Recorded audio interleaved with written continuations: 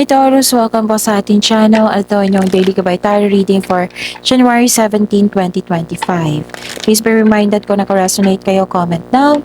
Kung hindi kayo naka-resonate, ibigay niyo po sa iba kasi general reading po ito. This is for you Taurus ngayong January 17, 2025.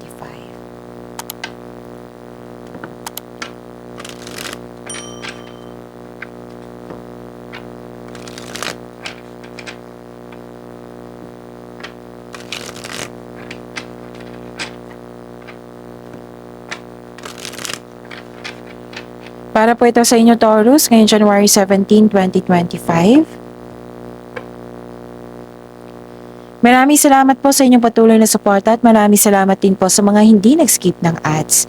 Gamitin ang reading na ito bilang gabay lamang sa mga hindi pa nag-subscribe. Subscribe na po kayo at click bell notification para malaman nyo na may bago tayong video. Para sa mga gusto magpa-reading po, may lumabas dyan sa screen nyo ngayon. Panoorin nyo po at sundin ng instruction.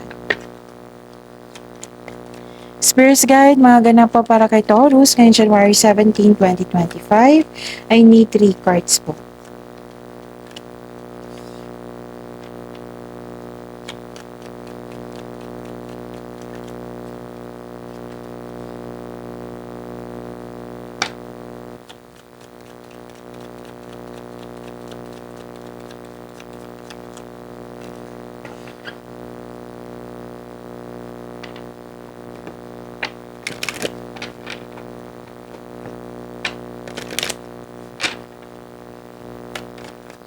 Spirits Guide, mga mensahe po para kay Taurus ngayong January 17, 2025. I need 2 cards po.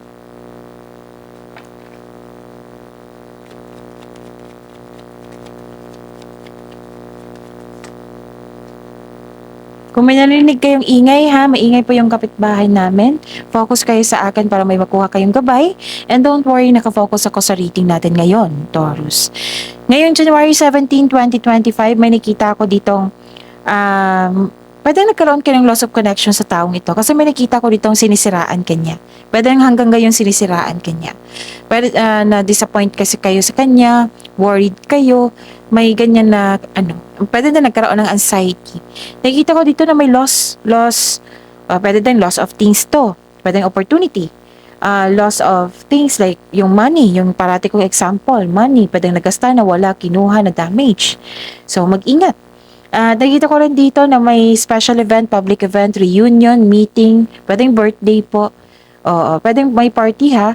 Tapos may nagbigay ng wisdom message sa'yo kasi nag-alala ka. So nagbigay ng wisdom message to sa'yo at bumalik yung motivation mo. What I meant is bumalik yung inspired ka. What I meant is inspired ka na motivate po kayo ulit. So a personal issue reaches resolution and your dreams need a practical plan. Spirits Guide, ano po yung energy ni Taurus ngayong January 17, 2025?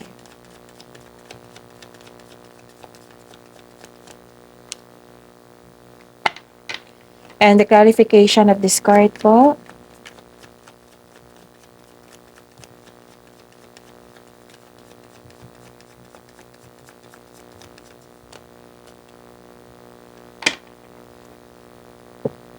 Okay.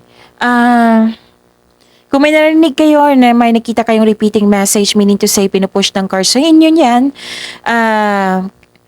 kasi ang ilan sa inyo hindi pa binigyan ng atensyon. Na kung maaari din po, bigyan nyo po ng solusyon at aksyon. Remember, Taurus, at the end of the day, alam mo na ikaw lang taong may kakayahan at responsable na gumawa ng sarili mong katotohanan at kinabukasan. So ano yung ganap? Ano yung energy mo ngayon, Taurus? Nakikita ko dito na nagkaroon po ng may dumating na opportunity na hindi mo napansin, hindi mo ito nakita dahil you are trying too hard sa isang opportunity. So ang sabi ng card niyo po dito, the universe asking you to loosen grip and relax. Mag-reconnect kayo at mag-ask kayo ng divine assistance. So dalawang card na nagsabi dito ha na may nagkaroon ng delay or nagkaroon ng loss of money. So pwedeng nagasta yan, nawala, kinuha, na damage or na kinuha. Okay? So, mag-ingat. Ingatan ang inyong kaperahan din. Nakikita ko rin dito na nagkaroon po ng pagpasya, naging honest kayo sa inyong sarili. Nagsiset kayo ng boundaries, ang lakas ng energy ng isang single parent dito. Magaling kayo magawa ng desisyon, no? Manindigan para sa inyong paniniwala. Focus on your logical at katwiran kaysa umasa sa inyong emotion. Okay, so this card asks you to use your intuition po para bigyan ka ng, para, ano to para gabayan ka kung, sa yung susunod na hakbang. Okay? Spirits guide at maghingi ka din ng advice sa mga mentor mo, advisor, elders, wiser, pwedeng parents mo din. Oo, kasi nakita ko dito na worried ka Spirits guide? Career and money po ni Taurus ngayong December. Uy, bakit naging December na January 17 po, 2025? O baka may iniisip kayong December. Oo. So, the clarification of this card po, ngayon January 17 po, 2025.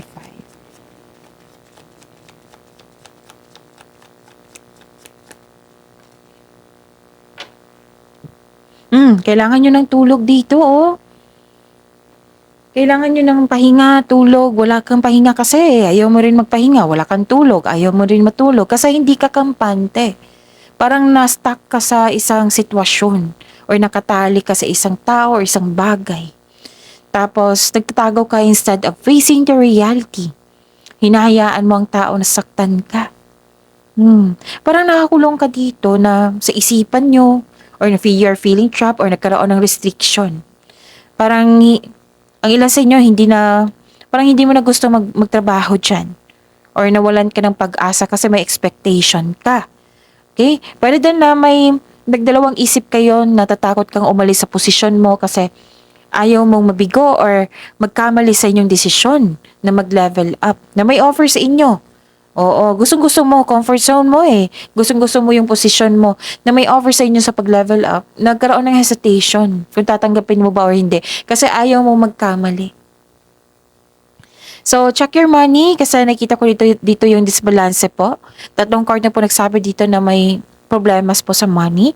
So, this card tells you na humingi ka ng guide kay God para mapalaya mo ang sarili mo sa takot na nararamdaman mo ngayon. Okay? Spirits guide, love life, self-love, partnership, and romance ni Taurus ngayong January 17, 2025.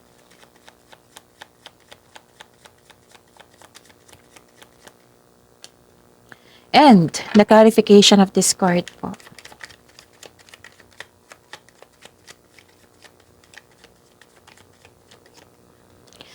Okay. Maraming salamat po sa patuloy na tiwala at suporta sa ating channel. At maraming salamat din po sa mga hindi nag-skip ng ads. Okay.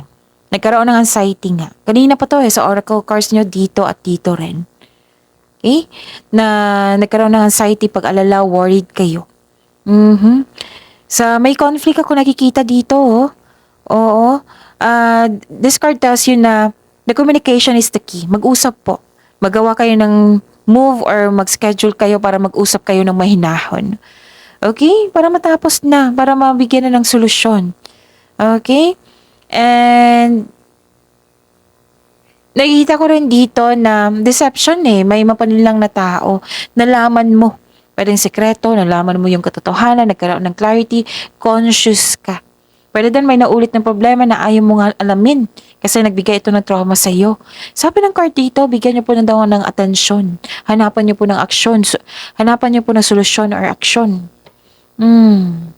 So yun bigyan ng atensyon, hanapan ng solusyon. Para maging okay na. Yung pag-uusap, yan yung solusyon Pero if you're not ready, then give time. Time for reflection, makatulong yan. And mindfulness skills. Okay? And lalo na, di ba kulang ka sa tulog? Tulog muna. Tulog muna, Taurus. Yung sapat na tulog, sapat na pahinga. Para magkaroon ng, yung makagawa ka agad ng solusyon. So, masusolusyonan lang yan kung mag-uusap kayo. Okay? So, improve your communication. So, pagyamanin niyo po yung blessings sa binigay sa inyo, Taurus. See you tomorrow. Please like, subscribe, and click the button for notification. Para updated po kayo sa daily tarot reading natin. Maraming salamat po.